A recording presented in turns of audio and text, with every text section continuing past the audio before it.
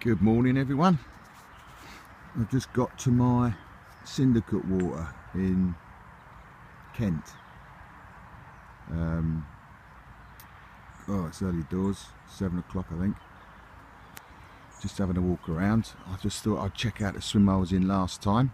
I had a good result from here. Just get through the otter fence.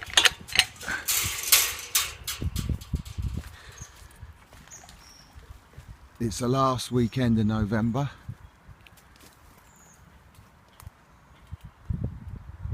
It's unbelievably mild, 12 degrees on the way up, so there is a chance of a fish. Not many people on at the moment. It's Friday morning, it's now the last weekend in November. Took a few days off work. Get across the bridge here, onto my own little island, and into my swim. I've been told, just speaking to some of the guys in the car park, that this swim is still producing fish. So even though the wind's pumping down the other end of the lake, we're probably 2/3 of the way back up the lake here, so almost on the back of the wind. So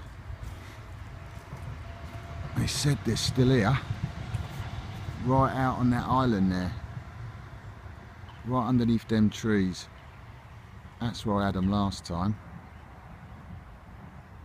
And you've got a gap there between this little island here,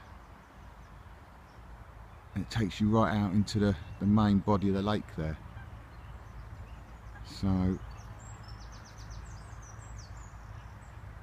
I'm hoping they're still here. So I'm going to sit here for a bit, watch the water, and I'll let you know where I end up. Catch you later.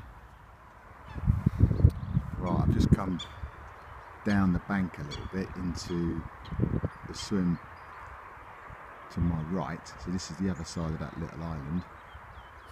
So that was the island out there that I was fishing last time. So just to take a look at the main body of the lake really. Big old bit of water. Another island down there. So this is about halfway, about the middle of the lake to be fair.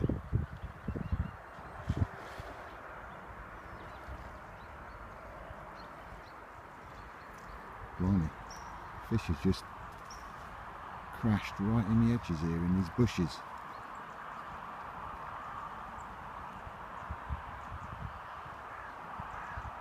Just goes to show how mild it is, that they're still in the edges at this time of year.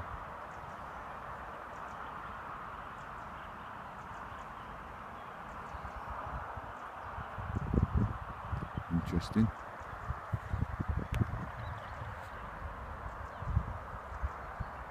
That's the first fish I've heard or seen. I am favouring that other swim though, the one I was in last time, which is fishing out towards that island in between the gap there, so I might go back there. Give it a bit longer. I think there's a matey over there. Where is he? He's over there somewhere.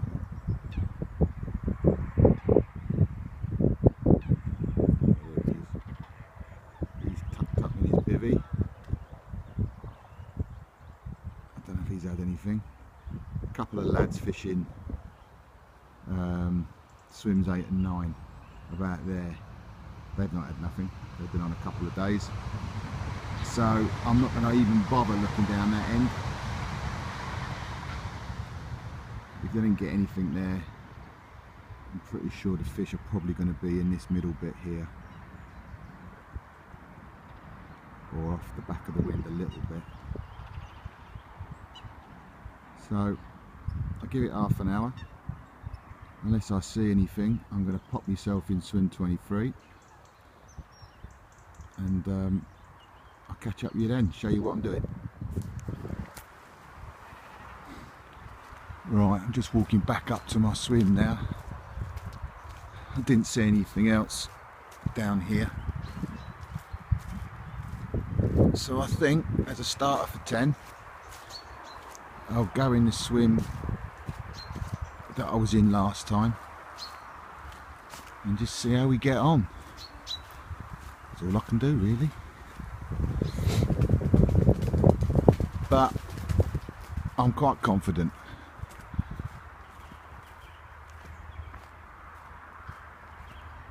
I know the spots I need to be fishing. See how we do. Incidentally, I just point out that the whole of this 26-acre site has an otter fence around it. They're causing big issues, particularly down in the southeast where I am. So unless your fishery's got one of these, then you could start losing some of your prize fish. I've witnessed it myself. Actually, my mate put this fence up. He actually did it. Otter Stock, the name of his company. So I've been on a few lakes where I've seen what otter predation can do, and they generally go for the biggest fish in the lake first, take a couple of bites out of them and just leave them on the bank. I think one lake that my mate's been to look at, 7 fish in one night, 6 of them were 30-pounders. So you've got to have one of these up. It's a bit of a ball ache getting through the gates and all that, but it's got to be done. Right then, so I think this is where I'm going to pitch up. Swim 23. Let's see how we get on. Hopefully next time I'll have a fish in my hand. Happy days. See you later. Okay, I'm all set up in my swim now. Swim 23. Fishing out towards the island there. Don't know if you can see that with the sun now.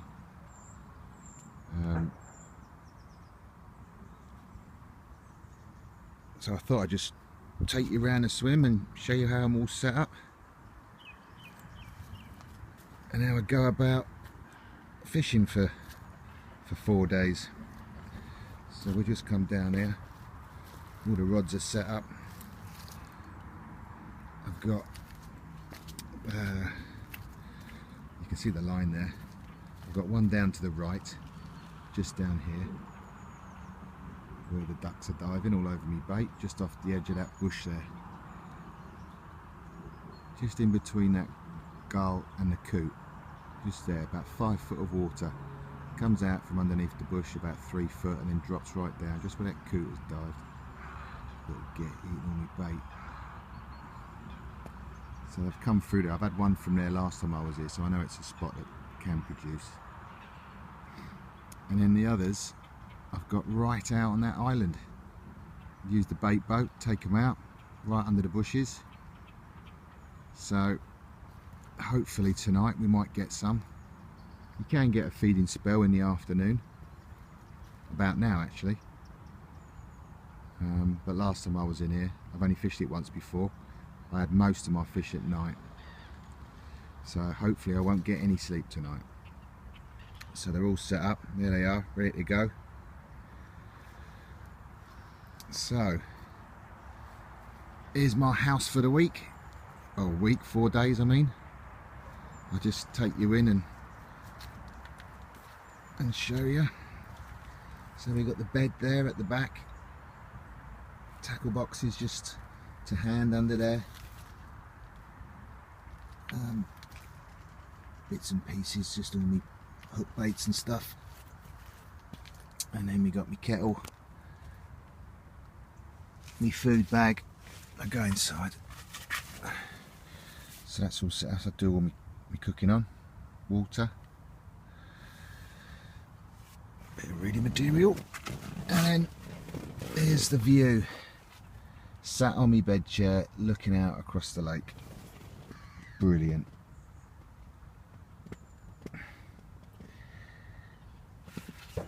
So show you the rest of the swim. I've got a couple of nets set up. I've been caught out on here before. I've had 2 runs at once, so I've got a couple of nets. I always fish with a couple of nets now. There's my echo sounder for my bait boat. It helps you find all the depths and the drop-offs, and gives me a rough idea of what the lake bed looks like out there. Just got some hemp in there. My unhooking mat. There's the bait boat itself, and I've got a load of bait just hanging up there drying out. So that's it. Hopefully we'll get a few. Oh yeah, the other thing I wanted to mention, I'm going to be testing a few I'm just going to be putting on a few reviews of stuff that I use. I know when I look for stuff I always do a little bit of internet surfing, and one thing is this. Last time I was here I tripped over my rod that was lying against the bivvy here, and the eye dragged down and cut straight through the material. So I've used this, it's a tape for sealing tents, and it's got a little bit of stretch in it. I forget the name. I put a link below the clip here so you know which one it is, but I'll see how that fares. It saves sending the bivvy off and getting it repaired, but just to give you an idea of what it's like, that's from inside, that's what it was like. So that's a fair old rip. It didn't quite rip there, but that's a continuous tear there. So the eye sort of jagged on there and it went right through there. So it's all waterproof. Once you stuck it on, that's it. It should last. So I'll let you know how I get on with that. It wasn't expensive, and it's about £7 for a roll of it, about 1.5 meters long. It's all you'll need really, but for doing little repairs on the bank and stuff, it seems like quite a good product. So I'll let you know at a later date how it goes. Right, I've got myself a coffee. I'm going to sit down here with my binoculars and chill out. Come on, you fish.